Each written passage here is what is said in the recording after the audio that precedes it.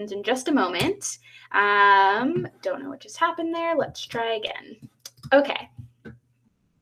So hopefully you all can see the screen. We're going to go through just some virtual communal agreements because we completely understand that virtual presentations and workshops are sometimes harder to navigate. So we had just a set of sort of helpful tips for you to get going. So for you as participants, we ask that you mute your microphone. Secondly, you can turn your closed captionings on in Google Meet. So if you just scroll down to the bottom of your screen, you'll see a closed captioning button. You can go ahead and turn those on. That will make sure that no matter what you can hear, you'll be able to pick up all of the words that all of our presenters will be saying today. Thirdly, you may keep your video on or off, but presenters, myself and Justin from Career Services, will be audio only today. Fourth, if you have any questions during the presentation or anything that sort of just pops into your mind as we're going, feel free to ask the questions via the chat function so everyone can see them. So instead of unmuting your mic and saying those verbally, you can actually just drop them into the chat box and we'll address them as the presentation goes on, as well as having Q&As throughout the course of the webinar. Lastly, as many of you may have noticed, we will be recording this presentation and sharing it not only on the UNLV Career Services website, but also the Graduate College plans to disseminate this information online. So we are recording this presentation, as you may have noticed, just to let you all know. All right, so to kick off the introductions, I'll go ahead and have Justin introduce himself. So Justin, go ahead and introduce who you are.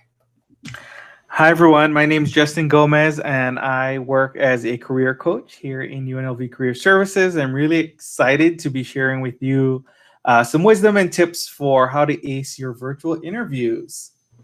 Sweet. Thanks, Justin. And then my name is Cassie. I'm also a career coach in the UNLV Career Services office. I'm really excited to join you today and hopefully share some helpful information on virtual interviews. So this is what you would want to expect for today. So we're going to be going over some phone and video interviewing tips and tricks, overall recommendations for success in this virtual platform, and then opening up for some Q&A.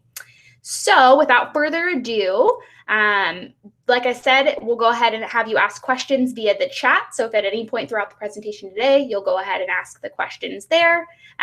But to kick us off, we're actually going to have Justin start out with some information on video and phone interviewing. Justin? Can you hold it right here on this screen for a moment, Cass? Of course. So I want to ask everybody who is in our audience today, if you could put in one word, what comes to your mind when you think about phone or video interviewing? Whatever word pops in your head when you think about this. Just go ahead and type those in the chat.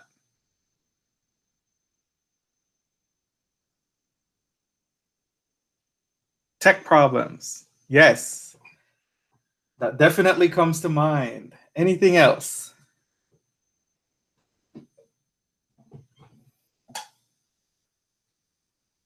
This one isn't a rhetorical question. Lost body language cues.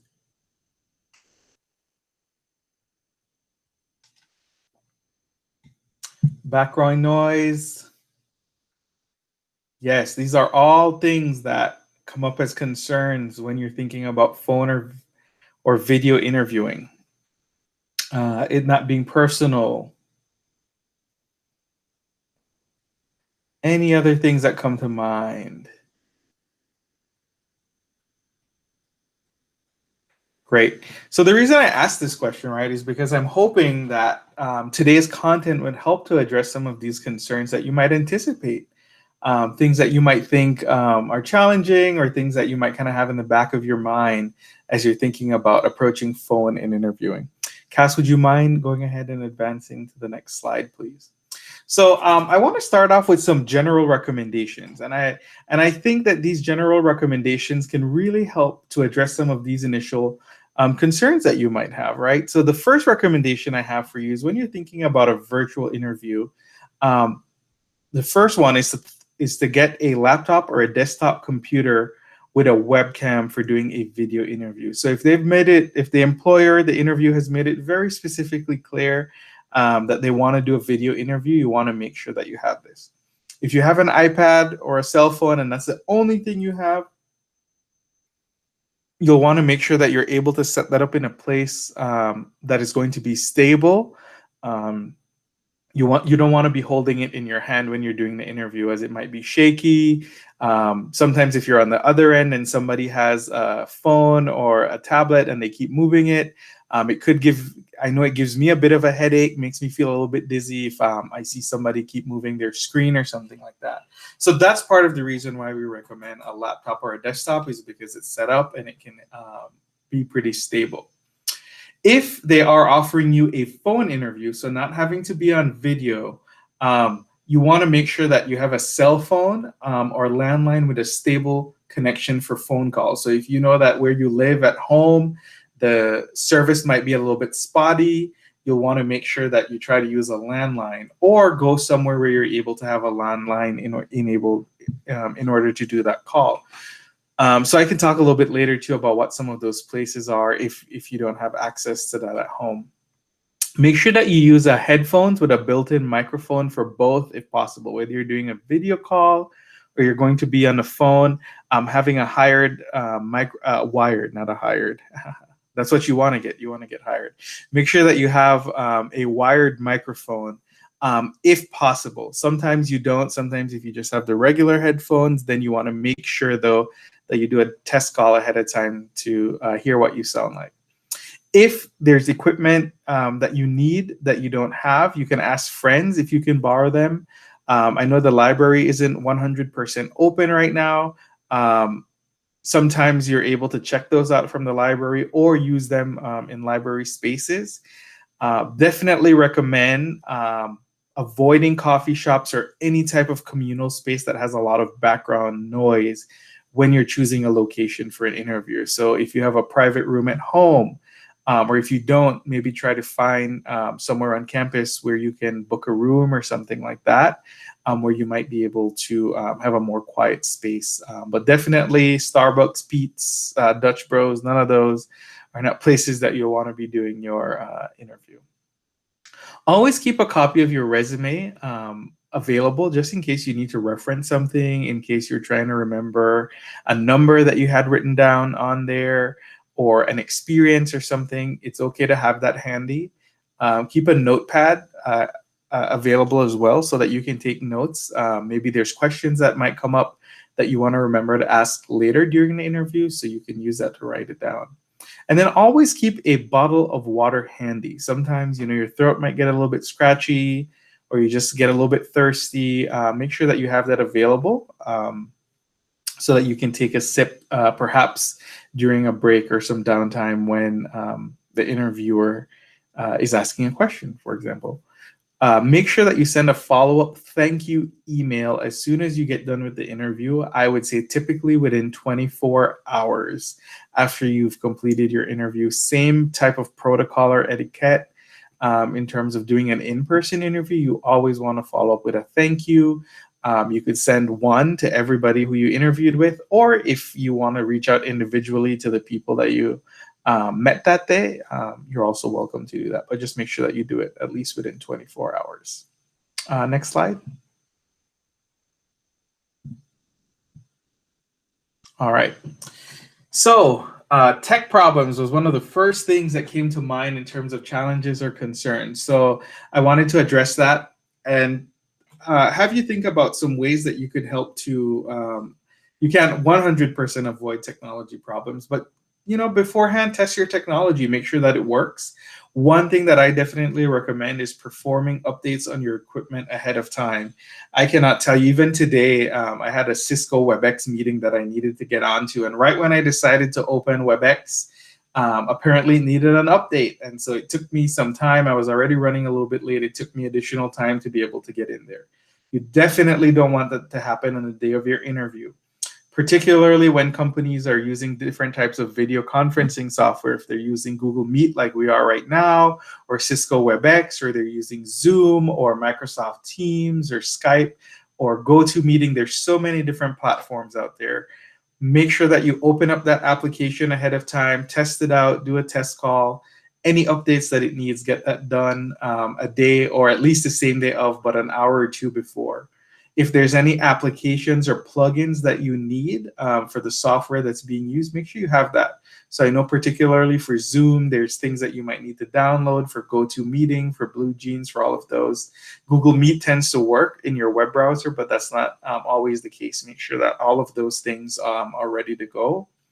And then make sure you have a professional username. Okay, so make sure that just like your email or other things that represent who you are as a professional, so you definitely don't want to use whatever you use for your Snapchat handle or TikTok handle or Instagram handle that's more for personal use. Make sure that you have something that's more professional. Test your camera, your microphone, and your internet connection ahead of time. Sometimes these can get a little bit spotty.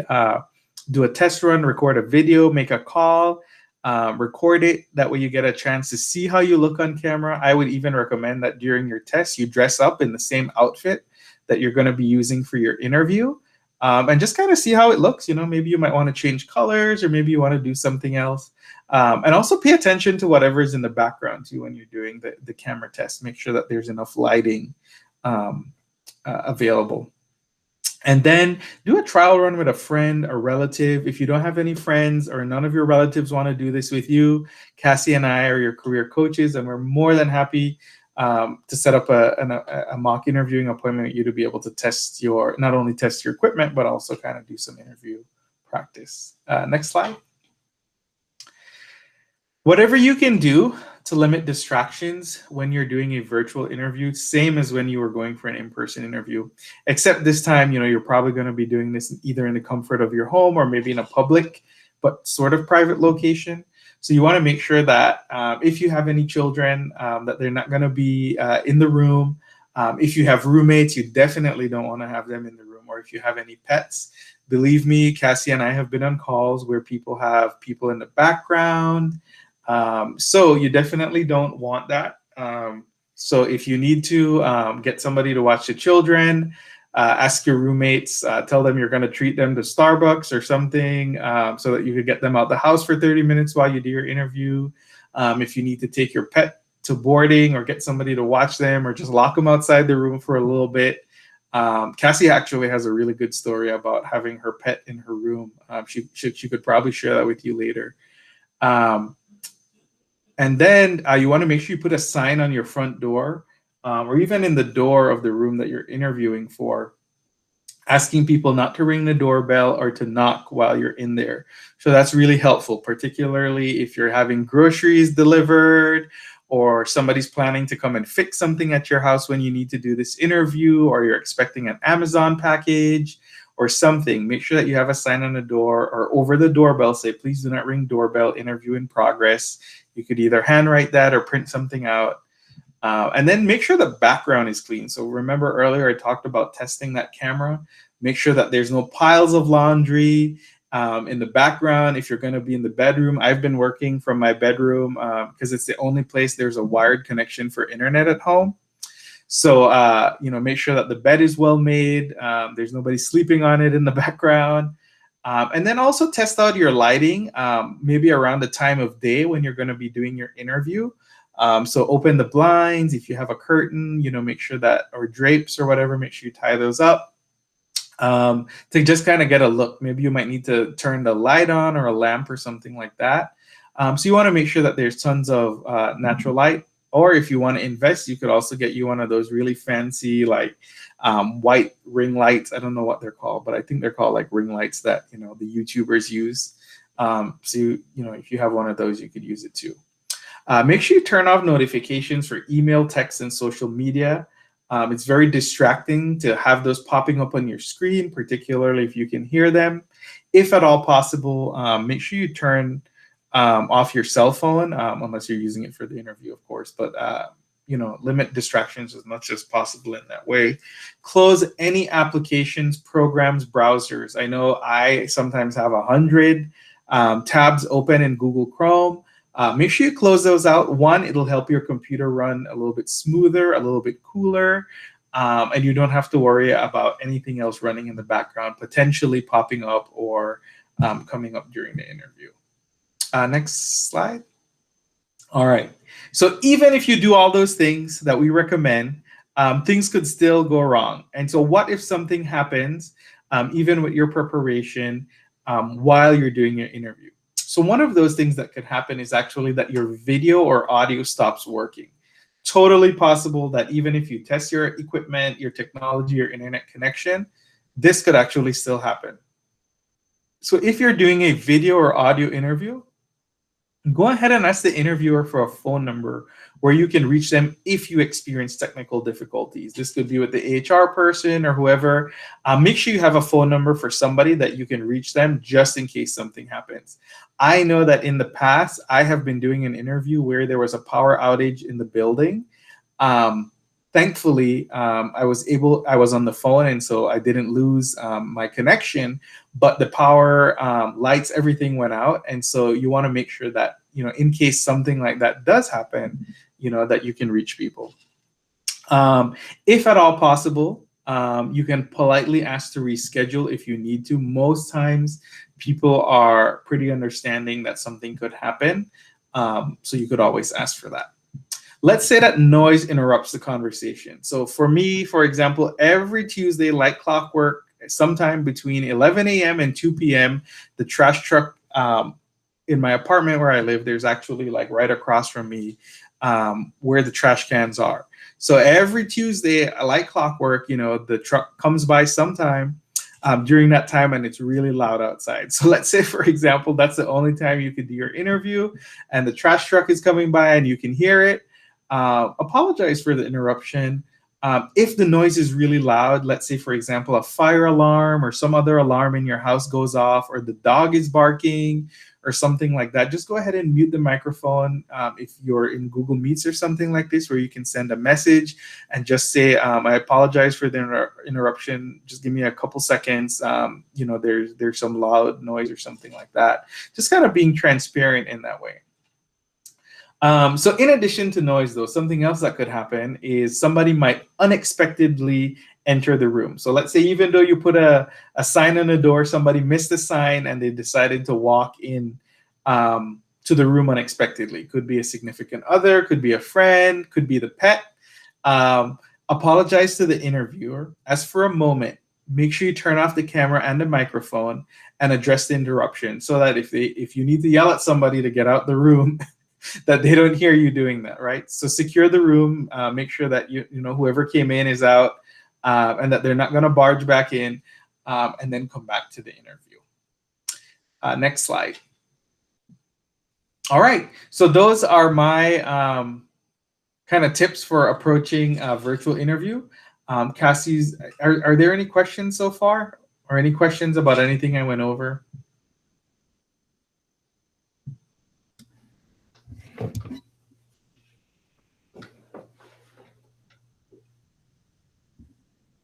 All right, well, if you think of anything, feel free to drop them in our chat. I'm going to go ahead and turn it over to Cassie to talk about recommendations for success.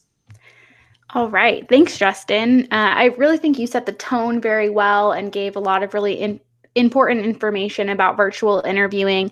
There are certainly challenges that you'll experience, but hopefully that really helped set the tone for today.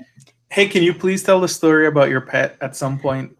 Yeah, I can actually do that right now before I go into these general recommendations. So at some point in the presentation, Justin mentioned how you want to avoid any distractions that could occur on your video or of course, even on the audio during your interview. Well, this was right before I started college. I was actually interviewing for a job at UNLV before I made my way to Vegas. I was living in Arizona at the time. And so, of course, the interview had to be virtual. So mine was a Skype interview.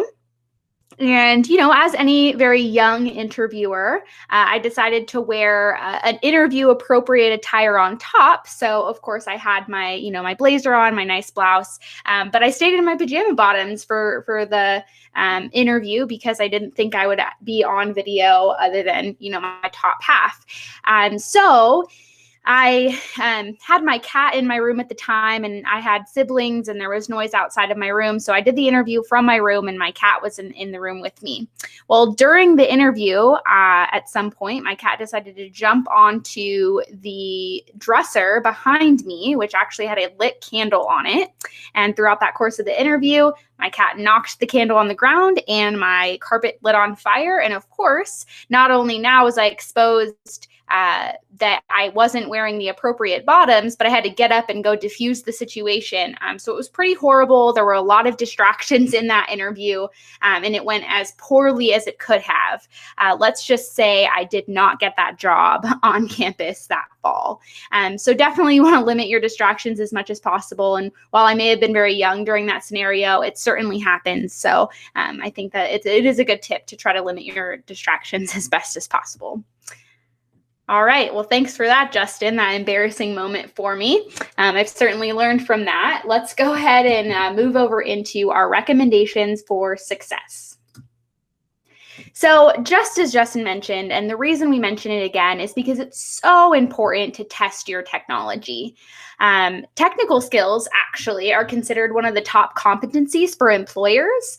And so if you're doing a really good job keeping up with your technical skills and your technology throughout the course of the interview, it actually bodes really well in your favor because you are able to display that you have really strong technical skills. And also to avoid any technical glitches, you want to test your equipment before the call. I always, even to this day, try to test my equipment before any interview or before any presentation similar to today to avoid any of these glitches or these issues with my equipment. And then secondly, there's something about internet connection that we don't always have control over, but we do actually have a little bit of control. So there is the ability through Google where you can test and secure your internet connection. And so I do encourage you to do that before your interviews or before any virtual opportunities you'll be engaging in. And then if it is a phone interview and you're going to be using your cell phone, just make sure that you have a really strong cell service in the area that you're going to be engaging in the interview. Tip number 2 is to keep your virtual identity professional as well. So this isn't directly linked to the interview itself. However, your professional identity online is going to be really key in today's digital world. So when you are engaging in these Skype interviews or these Zoom interviews, Google Meet interviews, phone interviews, etc., you want to make sure that the email address or username that you're using is very professional. Often, your email and your username are typically the first impression that an employer has of you. So it's incredibly important to not give the hiring manager any reason to question your professionalism before they meet you by having, that unprofessional high school email address that you still might be using. So make sure that you're keeping your email and your username simple. So I try to either use my first and last name, my first initial, my first name and my last initial, and as little or few numbers as possible if you can avoid it. Many of us have very common names, so sometimes it's hard to avoid the numbers or the additional characters, but try to limit those as well. Try, like suggested on the screen, try those different combinations for your first, your middle, your last name, and even leveraging industry keywords if you're stuck. So for example, at the beginning of this semester, sometime in the middle of the semester, Justin and I decided to create professional Twitters. They're known as academic Twitter accounts these days. And what we decided to do is instead of like Justin Gomez, 375 or something like that, we decided to do our initials, KM and JG, _ career coach, right? Because that's within our industry right now. And so we're leveraging those keywords for our professional Twitter accounts. Additionally, avoiding using symbols or numbers 1 and 0, which look like letters. So that's something also to keep in mind when you are using any numbers or symbols. Try avoiding using the 0 and the 1 because, as mentioned, they do look like letters, and so sometimes it can be confusing during that outreach. So keep your virtual identity professional. Tip number 3. Similar to my story, you want to make sure that you're dressing for success, unlike myself. So projecting professionalism goes way beyond, right, just your email address and your username. For virtual meetings, it's incredibly important to dress as if you were to for an in-person interview, from the head to your toes, right? Making sure that you're dressing as professionally as possible for two reasons, right? One, if for some reason you have to get up, hopefully your cat isn't knocking down a candle in the background. But if you have to get up for any reason during the interview, or your camera falls, or your laptop, head sort of falls down, and it exposes your lower half, you want to make sure that you're dressed all the way for the interview, right, for that case. But secondly, you want to make sure that you're dressed from head to toe, because it's going to put you in that interview feel, right? When you look good, you feel good, and then you perform really well. And so it's also important to just be in that professional attire so that you feel like you're in a professional setting, and then you exert that sort of professional aura and energy. It's incredibly important to dress for success as well. Tip number 4 is all about body language, right? You want to monitor your body language. In virtual interviews, sometimes it's hard, right? So there's a couple of things that you want to keep in mind. First, research does show that employers are more likely to remember what you said if you maintain good eye contact. But we're in this virtual platform, right? So what is eye contact? Where do you look? So the suggestion is be sure to keep your eyes focused on the camera and not the screen as you converse, right? Because as many of us know, via FaceTime or Skype or even these Zoom and Google Meet meetings, when you're looking at the screen, you're not looking at the person, right? So you're not engaging in that eye contact. So it's incredibly important to look at your camera as much as possible. I've actually learned that sometimes looking at the camera is easier because you're focused on one thing, but that one thing isn't staring back at you. So in that in-person interaction, right, you're looking into their eyes and they're looking right back at you. But in this virtual platform, you're actually just looking at the camera. And so sometimes it tends to be a little bit easier because it's less intimidating. So just be sure to keep eye contact with the camera as opposed to eye contact with those that are on the screen. When they're asking questions, you're of course welcome to look at the screen so you can read their body language. But as soon as you start speaking again, be sure to make eye contact with the camera, so then you're making eye contact with the employer. Monitoring body language otherwise will include, making sure that you're sitting up straight, making sure that you're not using or overusing your hand gestures, right? It's important to use hand gestures if that's how you are conversationally, but not to overuse any of those hand gestures, and so on and so forth, right? Nothing that can be distracting for that interviewer with your body language. Tip number 5 relates to distractions again. So rid yourself of any distractions. You want to be sure that you're eliminating these potential interruptions on your end prior to beginning the video call, right? So I am definitely somebody who's very easily distracted. So when I'm interviewing, in person, I don't really have control over the surroundings. Usually I meet over at the hiring manager's office or the organization's business, and there's distractions sometimes everywhere. Maybe there's a poster on the wall, there's something behind the individual's desk that you're looking at. But for you in virtual interviews, you actually have this on your side because you get to maintain and control your surroundings. So if you're easily distracted or you find that your eyes are going to wander, try to eliminate any of those potential interruptions by either picking a place where there's very limited distractions or covering those things up or ridding of them prior. So first, I think this goes without saying, but definitely turn off any TV, any music, any stereos, anything like that. Silence your cell phone. This is something that has happened to me in all kinds of interviews where my cell phone just goes off. I've learned that I actually just turn it off completely because that might be best. However, sometimes you can't turn off your cell phone, of course, if you're using it for the interview, but other times you might be nervous that they are going to contact you via phone if for some reason the connection on video is weak. You want to make sure maybe you do keep your cell phone on, so silence it, and that will help avoid any of those distractions.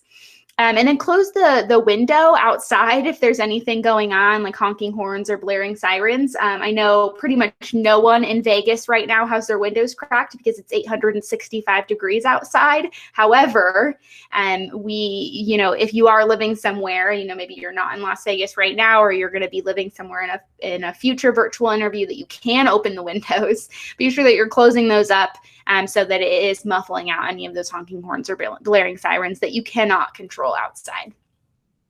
Right, as Justin sort of mentioned earlier, while you can't plan for every distraction, particularly if you have children or you engage with other people, the more prepared you are, the better it will turn out.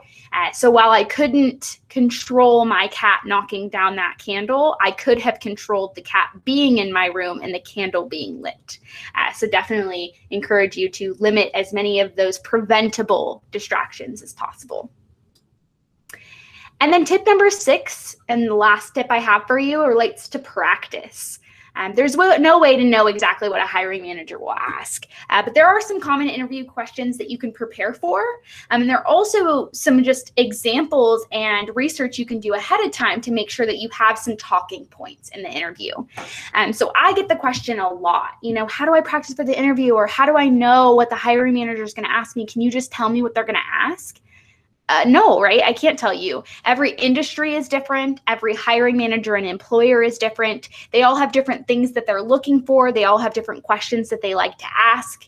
But 2 things that you can do to really practice and prepare is, first, consider prepping some general answers to those common interview questions, right? You don't want to sound scripted, but you do want to know how you might perform. So there are a few sample, common interview questions on the screen. Things like, why are you leaving your job? What are your strengths? What are your weaknesses? Why should we hire you? And what we recommend as a coaching staff is, first, you of course want to practice, right? Doing a mock interview, doing a practice interview with either a coach, a mentor, a supervisor, etc. But also thinking of how you might answer these questions ahead of time. So coming up with some sample answers to some of these questions, but then also just coming up with some examples from your past, right? From your previous experiences. One of my favorite exercises is actually to print a copy of your resume, right? And go ahead and look at the bullet points that you have to describe your past experience on your resume, and then make little lines away from those bullet points with examples, right? So you might make a line off of coach, 250 students per semester. That might be something that's on my resume. And I make a line offshooting that bullet point, and then I write an example of a success story and then a challenge story that I had with coaching. So that will help me sort of brainstorm a web of examples I can use in my interview no matter what they ask me. Right? They may ask me a challenge question. They may ask, about a success story. So coming up with some of those examples from your previous experience is going to be really helpful in coming up with answers to whatever they ask you. But then also practicing with somebody so you can see how you perform. A recommendation that might be useful for you is to actually record yourself. So you're certainly welcome to prompt yourself with the question and then just record yourself and see what you look like on camera. That might be something that helps you see how you perform if you're a visual learner. But secondly, if you do a mock interview with a career coach, we can always record the session in this virtual platform, just like we're doing today. And you can have that to refer back to when you're reviewing your interview and to see how you performed. So definitely practice. Practice makes perfect. Coming up with examples and then practicing how you might articulate those things are certainly going to help you in your road to success for virtual interviews. I guess I have a final tip. I thought I only had 6, but it looks like I have 7. So tip number 7 is don't forget to follow up. Right, just as Justin mentioned, and we kind of reiterated some of these things and then expanded on them in my tips for success. You never want to forget to follow up in any kind of interview. You want to treat the video interview as much as you would an in-person interview and properly follow up. So the recommendation is within 24 hours of the meeting, you want to send an email to whoever you chatted with, thank him or her or them for taking the time to speak with you. If there are any questions that you wish you had answered differently or you want to elaborate, this is the perfect opportunity. I usually use my follow-up email to sort of elaborate on something that we connected on or something that was majorly discussed in the interview. So I might refer back to an example that I gave that the interviewing team really appreciated. Or maybe we started a discussion during the interview that was very fruitful and lively, and I wanted to just, thank them for that discussion or that topic that we covered. So this follow-up email is your chance to elaborate on you as a candidate and really expand who you are as a candidate, but also remind them, right, what were some of the critical elements of your interview or some of the key interview instances, right, from your interview. Just keep the email concise, though. You wouldn't want to go off on really long tangents. I encourage, the dear so-and-so, a brief introduction paragraph saying, thank you for interviewing with me today. Here's the position I interviewed for, just as a reminder. A body paragraph to kind of describe or elaborate or go into that story that you wanted to talk about. And then just a quick closing conclusion paragraph, a few sentences to say, again, thank you so much for your time. I'm really excited to move along in this interview process. If there's anything else that you need from me, please, reach out. And then sincerely, Cassie Moore, or however you want to close that email. Pretty sweet and to the point, concise, but just another advocacy tool for who you are as a candidate and why you would go really far in this position. So tip number 7, right? Don't forget to follow up. So with that, that's the bulk of our content for today, the predetermined content. Please feel free to drop any questions in the chat at this time. And I also heard that Justin unmuted his mic. So Justin, if you have anything to say, go for it. Yes. So I just wanted to reiterate, or I don't even know if we iterated it in the first place, but UNLV Career Services recently launched Handshake, which is our new career management platform. Simplicity, also known as Hire a Rebel, has been laid to rest. We'll put it that way. And so we have this new tool called Handshake. So if you haven't set up your account, I encourage you to do so. I mean, in setting up your account, there isn't really anything else you need to do besides logging in with your ACE account. In addition to that, Cassie has been hard at work this summer, putting together some handouts. And so I wanted to share those with you today. They're actually going to be live soon on our career toolkit. They're not entirely, our career toolkit is not 100% ready. But actually, if you click on these links, you'll be able to find the PDFs. You can download them, print them, add them to your own Google Drive. So I just wanted to share these with you today so that you could have them. That first one that I posted kind of summarizes some of what we talked about today in terms of preparing for the interview. And then the second one that I'm sharing actually is more specifically about video interviewing. So go ahead and check those out.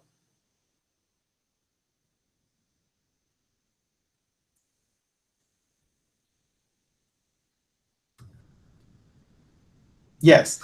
So, go ahead. Oh, I was just going to say, great question. For those of you that didn't see the chat, the question is just if I want to practice for a virtual interview with a career coach, how can I make an appointment? Justin, it sounds like you were going to answer it, and I'll go ahead and drop the link actually for our Handshake. Yes, so appointments can now be scheduled via Handshake. And so Cassie's going to provide information for that. And then if you want to meet specifically with Cassie or me, then you would just select the career coach that you want to meet with. If not, you can just meet with anybody else that is available. And Nevena, I can also send you these PDFs as well, and then you could just actually email them out to today's participants too. That sounds great. I'll do that. Thank you.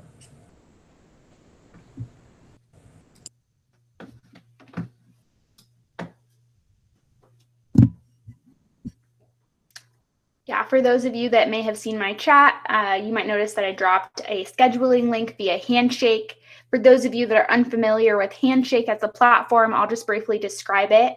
So Handshake is our new job posting platform. It used to be known for many of you as Hire a Rebel, but we're now using a different system known as Handshake. So all you have to do to schedule an appointment with a coach is visit that link. If you have an ACE account, right, which is your credentials for UNLV, you'll go ahead and sign in via your ACE account through the Handshake link that I shared, and it'll take you right to a scheduling portal. It'll ask you what type of appointment you want to make, right? Graduate career coaching, if you're an alumni career coaching, so on. And then you'll just fill out that appointment request. It'll send it over to us, and we'll be able to confirm that appointment and give you additional details for how to access it virtually. So that's just a brief description on how to schedule an appointment through Handshake. If you're having any technical difficulties, we have a technical support team via Handshake that you can make an appointment with as well, or you can just send us an email. Speaking of which, I'll go ahead and drop Justin and I's email into the chat box now, as well as you being able to see our contact information on the screen. And if anyone has any last minute questions, we still have some time for Q&A.